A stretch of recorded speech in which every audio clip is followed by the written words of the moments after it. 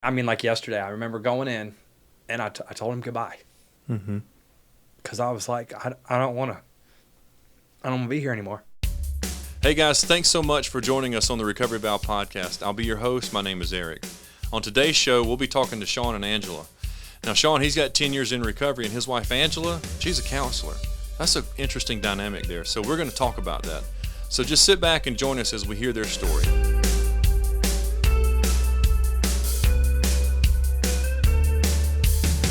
Hopefully I don't use my hands much. I should. No, you can do whatever you want to do. And I'll be all over the place. I'm going to be over here and whatever. No, you do whatever you want to do. Joining us today on the Recovery Vow podcast is Shaun and Angela Feeser, and we'll be talking about their marriage and Shaun's story of recovery 10 years into the marriage. Angela, Shaun, thank you guys so much for doing this with me today. You guys are the second couple that I have had the privilege of chatting with on Recovery Vow, and I can't thank you enough for being here. So thank you both for being here. You're welcome. Absolutely. Yeah. Tell me a little bit about how you guys met. Well, we both went to Penn State. I met him through my best friend at the time, and we still are, but they went to high school together. Okay. And so I was on my way to pay for a parking ticket and ran into him behind the building where you pay your fines and stuff like that. And we just started talking and hanging out. And Shaun, you and I both are in recovery.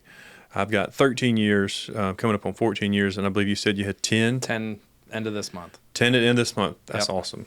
Can you tell our listeners, tell me, what was your drug of choice? And then just tell us some of your testimony. When I hit rock bottom, it was really just alcohol. But really, not that it was necessarily a drug, but my lack of coping skills led to basically everything that was my demise. I had a great childhood, graduated high school, was fortunate enough I was playing college basketball. In my sophomore year, I had an injury. And up until that part of my life, anytime something went wrong, go work out, go shoot basketball, alcohol, drugs never entered the picture. We took a solemn oath in high school that we were like, even to our parents and everybody, in front of everybody, hey, we're not going to do these things. So I just didn't. I didn't have any time for it. When I got hurt, everything changed in an instant. And like almost immediately, I think like within 24 hours, I remember doing a whole bunch of stuff that I shouldn't have been doing. I functioned at a high level. I ended up getting a great job at the bank. That never interfered. I could always turn it on and off. When did you know that Shaun was an addict? How about that? when we were at school, I mean, I liked a good club night out just as much as the next person. But obviously, when I got pregnant, you don't drink while you're pregnant. So I had already stopped all of that. And then after we had him, that's when I started noticing more of the drinking outside of just hanging out with like a Friday night get together or a Saturday night get together and that kind of stuff. And then just certain little things, like if I got him from daycare and he was already home, he would start dinner. But by the time I got home, he had already had one too many. So dinner was like half done, half not done, just certain things like that. And then just like not doing stuff around the house, like he'd start and then stop.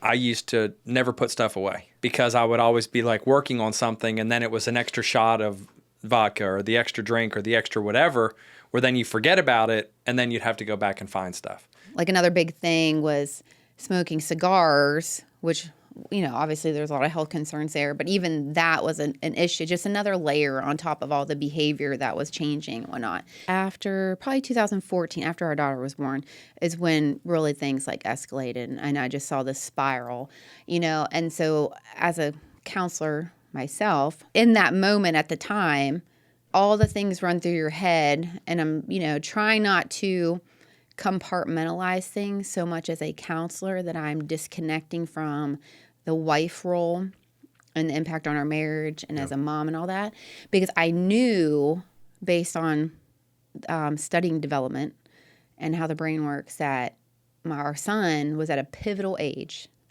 that if something did not change, it could have lasting traumatic impact on him. What age is that? He was just about 3 that year.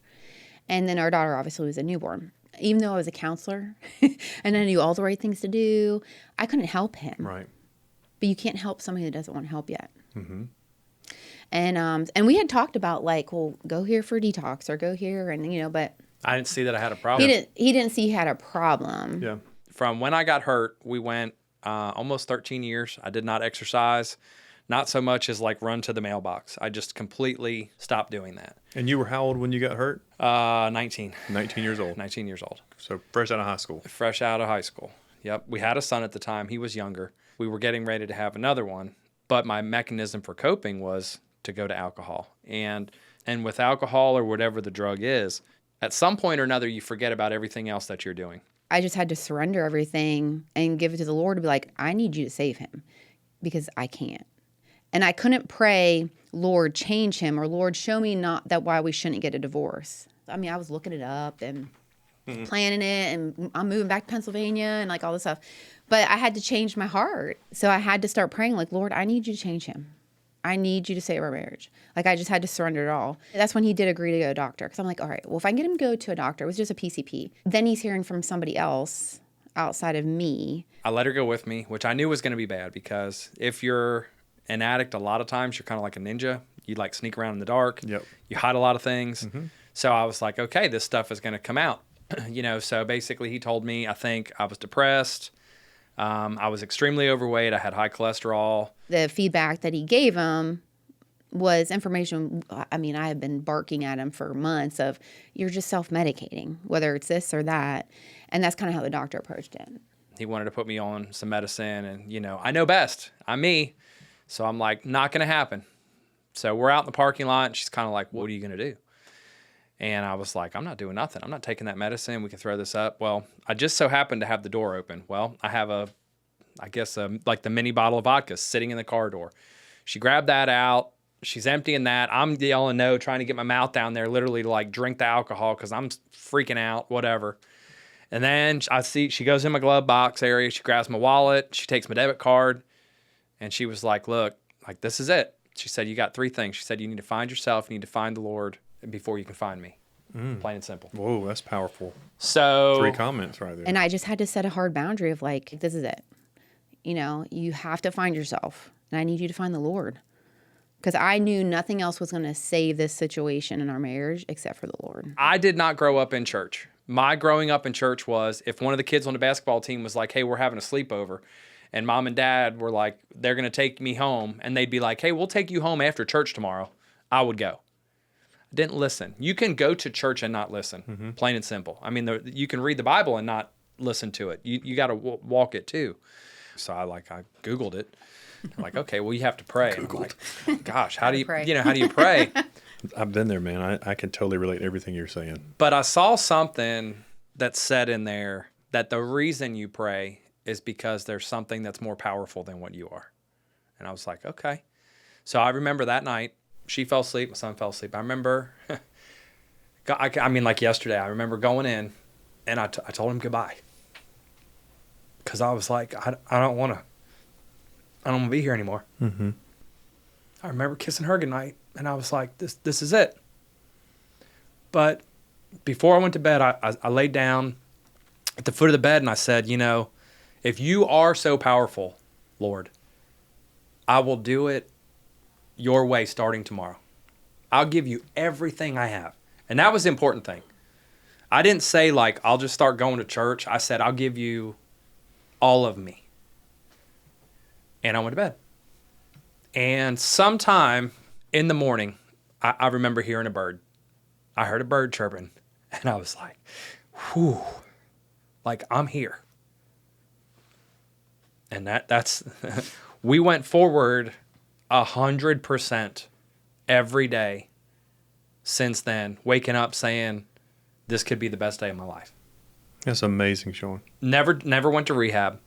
Never went back. The time from when my daughter was born until I got sober was 45 days. And then almost immediately, she could trust me. I wasn't sneaking outside. I wasn't hiding stuff in my golf bags and stuff like that. And that's another part where I'm reading your book and I'm like, man, my playground was so bad.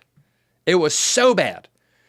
But I thought the people that would go and play with me and they would hang out with me were so good people.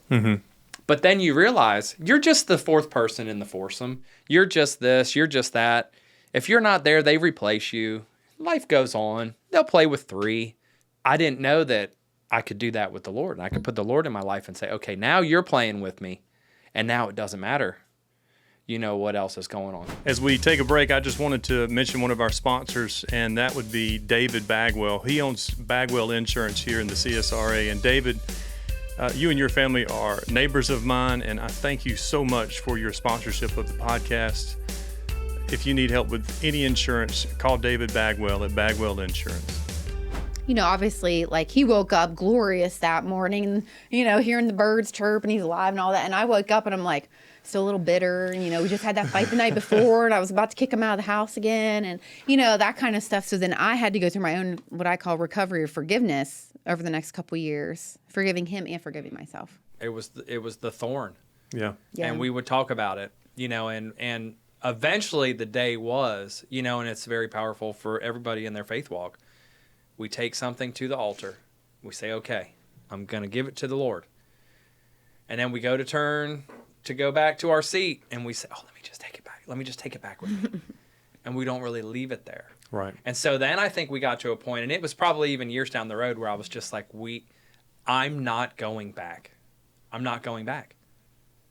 You need to let that go now.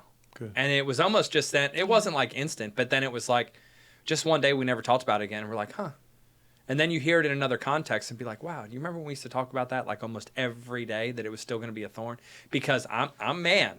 So I'm kind of like, I spilled the milk and I'm just like, she's like, oh, you spilled all the rest of the milk. And I'm not going to the grocery store right now. You're just going to have to toughen up and put water in your oatmeal.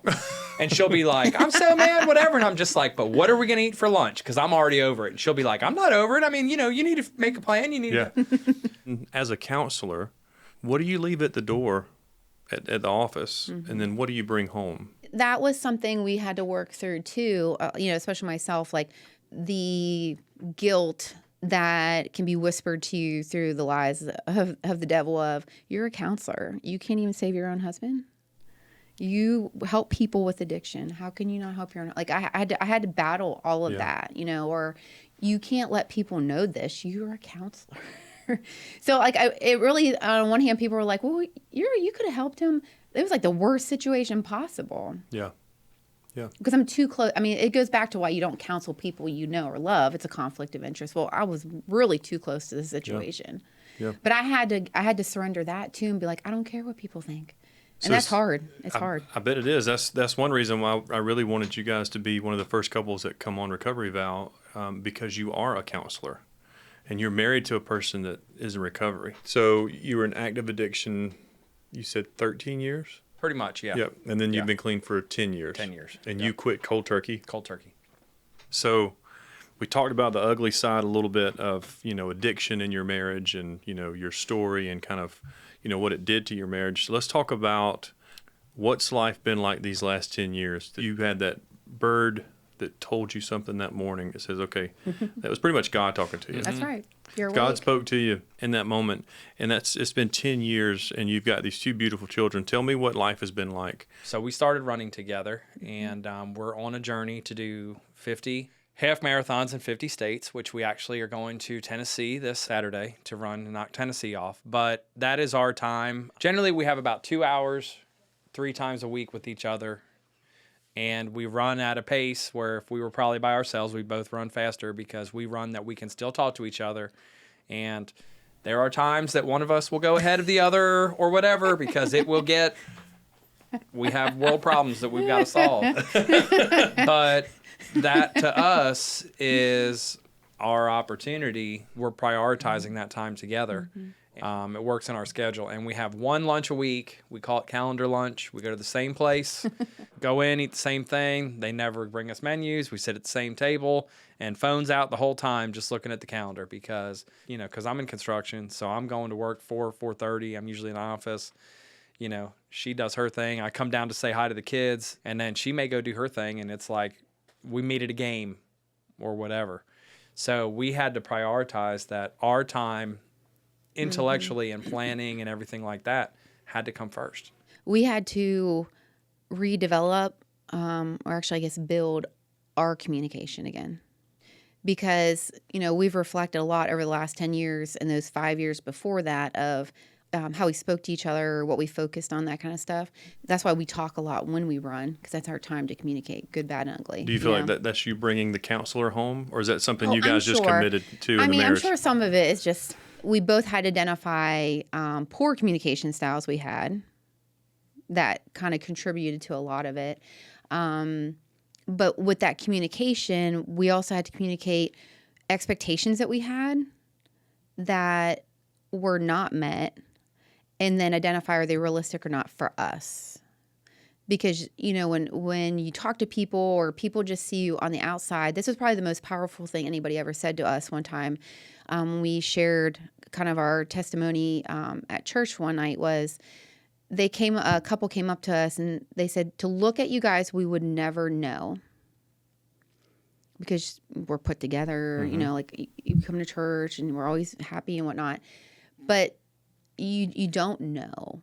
You know what I mean? And that's like for years, not knowing he was a functioning alcoholic. And for me, I had to identify that too. I had to recognize he's at that point where he's a functioning alcoholic. And that's a hard pill to swallow for anybody in any marriage. But when that couple shared that with us, we said, we don't want that. That's giving like a false impression. And that's why we do share with other couples what we've been through. And it's not to give glory to anything but the Lord, but to let them know you put him at the priority and it'll all fall in place. Right. He's got to be at the top. Because being a counselor, I've seen so many people go through a detox and go through rehab multiple times. And, you pray it works every time. He never did that. He literally woke up and the Lord took it from him. And he's never gone back. Yeah, and I don't hear a lot of stories like that. So, I mean, it's just incredible to hear that. I'm not saying it's right or wrong or the best path. It's just you were chosen to walk that path. And so I commend you on it. I want my kid to have positive influences in his life. That's good. To make sure that there's not one day where he says, I don't know how to cope with this stuff. Yeah. And then he's going to go run out there because nobody told him, like, hey, you can go and do this, or you can try this, or, find a friend that's really a friend, And you probably can relate to this. Like, if I talk to guys that are dealing with addiction or getting really close to accepting recovery, a lot of times they have a problem from their childhood with their dad. And so the fact that you're going that extra step to make sure that your kids have a great relationship with you means a lot. It does. It makes you that generational breaker. Not saying I don't know anything about your parents, but it just sets things up. No, we've talked about that too. I mean, for both of us, you just identify things that you just put in the suitcase and you bring along with you into your marriage. But we couldn't unpack those while he was under the influence. No, I totally get it. So, but I mean, like to answer your question, I guess the last 10 years, I mean, it's been a blessing. I mean, at the 5 years before that, it's still a blessing because we're here today. Yeah. Before we wrap up, can you tell me one of the greatest joys that's happened in the last 10 years? I think when I finally realized that, like, she was gonna trust me. Getting trust back. Like, her mother's very active in our lives, and I'll be like, man, I had a problem. I'm glad that you were there for Angela and that you helped and whatever. And she'll be like, if she would even come back to me and be like, oh, it was really that bad. I'm like, no, it was bad. I know Matt Lever. Matt Lever's one of my best friends, if not my best friend. And he says, change your music, change your life. And they bring in a guy that's son of faith, Tim Williams. He's a local guy here. He's a rapper, whatever. And he says, taking off the old man, putting on the new. I think about that all the time because, like, I'm not who that was. Coming back and then being okay and being vulnerable and saying, like, hey, I was an alcoholic. Yeah. But I'm going to give 100% taking care of your daughter or your sister or whoever, and having that acceptance. That's the greatest gift that I could be given. Absolutely. I mean, trust is huge. I mean, once you get trust back, I mean, that's a whole nother level of recovery. How about you, Angela? What's one of the greatest joys in the last 10 years? Let's hear about all of them. This is good. This is like counseling session right here. He said one. This is good. I guess if I had to encompass all the little things, it would be knowing that Shaun leads our kids to the Lord. That's perfect. That's huge. Yeah. Trust. She trusts you, and she trusts her whole family with you. That's very important. We try to make a big deal. We pray before and after every game. So, like, we played 4 games this weekend. So it's 6 or 8 times. I don't care who's watching. The kids can walk away if they want to. It's pretty simple. Like, hey, we're going to pray, touch 2 people. We all sit there, we're all huddled, we all do our thing. Because to me, that's important, because if you don't have a good father, or you don't know the father as a child, sometimes you grow up not knowing love and not knowing that somebody is happy to see you. Mm-hmm. You know, I hug them all. That's good, man. You know, I tell them I love them, because a lot of them, they don't get it. Yeah. You know, and then we pray on them. And I don't care who's watching, you know, and the same thing with my kids, you know. We went to Zaxby's the other day, and I had both kids, and Angela wasn't with, and the lady looked over and she's like, "I'm so proud of you, Dad, for leading those kids in prayer." And I was just like, okay, like, don't make it awkward, lady. Like, it's just me and my family, you know, like, we're praying for strength for something here. You know, we got a hangnail and we got 3 tests tomorrow, you know, but we got some Zaxby sauce. But you know, I think it's important. And it's not that I didn't, you know, my parents were there, but like I say about it all the time, like, they had jobs that they didn't come to my games. So now I know what it's like playing college, not have anybody there. And so I'm not going to be that guy. Even in my workplace, I tell those guys, if I find out you could have went and read to your kid at school, or they had an honors banquet or something, and you don't go, like, we're having words. Yeah. We will make up for what you have to do. Like, you cannot miss those things in their lives, because that's more important. The Lord is 100. He's there all the time. Yeah. As a part of my small group, I extended the invite to read through the manuscript, and I can't thank you guys enough for reading through that. The book comes out this September. In the book, I tried to keep it really practical, really simple. Mm-hmm. Tell me 2 things that jumped out for you as a counselor, and then for you as a recovering addict, that said, okay, this is good material. Somebody needs this. As far as the field of counseling, there's tons of self-help books. What stands out about how you set this book up for people is the discussion questions. They are practical and they are applicable. I would use it as a tool if I was meeting with someone who say that maybe they weren't actively drinking or in addiction of any sort, but maybe their spouse was, and their spouse may not be ready to get help. It would at least be a tool where they could start reading something. I mean, you know, when you're in it, you feel alone and you feel isolated. And as the spouse, I mean, I felt crazy at times. But that's because I was I was really sheltering myself because I didn't want anybody to know. But once I wasn't isolated anymore, then I was like, oh my gosh, I'm not the only one that's living this. Or like, I found other people I could relate to, or they walked that already. Yeah. So having those discussion questions, at least get them thinking, or they could at least take it back home and be like, hey, maybe you're not willing to go to therapy, but can we work through this book together? Yeah, because it's written for the spouse. Yes. And the addict. So that's I really appreciate that feedback. Or, you know, for counselors who are brand new, I mean, school does not prepare us for everything. it can't. Mm-hmm. But I think, or maybe they're just getting started and they're not sure like what kind of therapy they want to do. And so usually when you get started, you're just willing to take on any referral you get until you kind of know what your specialty is. So you might have someone sit down and you're like, oh my gosh, I am clueless. And especially addiction is usually a specialty area. Yeah. So they could use this as a tool to even help them be able to communicate with that person and have some relatability to it. Yeah. I've been fortunate enough now to read some of the stuff in your book, and one of the huge parts is communication. And I told Angela, till the day I got sober and found the Lord, I don't know that I effectively ever communicated with her. I realized how much better our relationship was because we were honest with each other. Or she'd tell me like, you know, I really didn't like when you would disappear. I didn't know where you were, and I'd yell for you to do something with the kids and you weren't there. Because that's another part about when you're in active addiction, your priorities are all messed up. Right. I tell people all the time, like the first 5 minutes that you see your kids every day when they come home from school is about the most impactful 5 minutes you can have. Mine never tell me anything good. Not necessarily, I should say that bad. But they'll be like, nothing happened at school today. Nope, whatever. It wasn't that big of a deal. No, I don't want your help with homework, whatever. You want a snack? I'll get my snack. That's fine. But if I ever don't do it, they'll come looking for me. Yeah. But you realize that, and when you change your priorities, it changes everything. Because I'm focused on my family. Yeah. That's what it's most important. That's awesome. Well, guys, I would just want to say thank you so much for coming by on a Sunday afternoon and just sharing your testimony with the Recovery Vow podcast. Hey, everybody. Thank you so much for joining us today on the Recovery Vow podcast. I'd love to connect with you. If you would like to connect with us, you can reach us on our Instagram page at Recovery Val. And on that page, we have a link that you can pre-order your book for your marriage after recovery, getting our life back together. You can also check us out on our website at recoveryval.com, or you can email me direct at recoveryval@gmail.com. Thank you so much for joining us today. I look forward to getting with you again soon.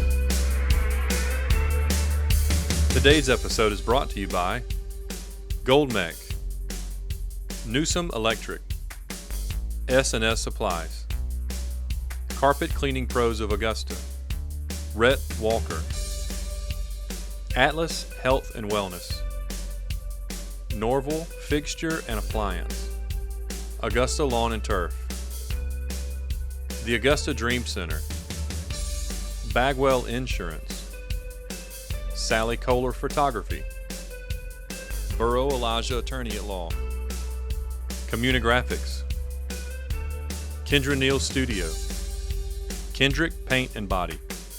Sponsors, thank you so much. This podcast would not be possible without your support.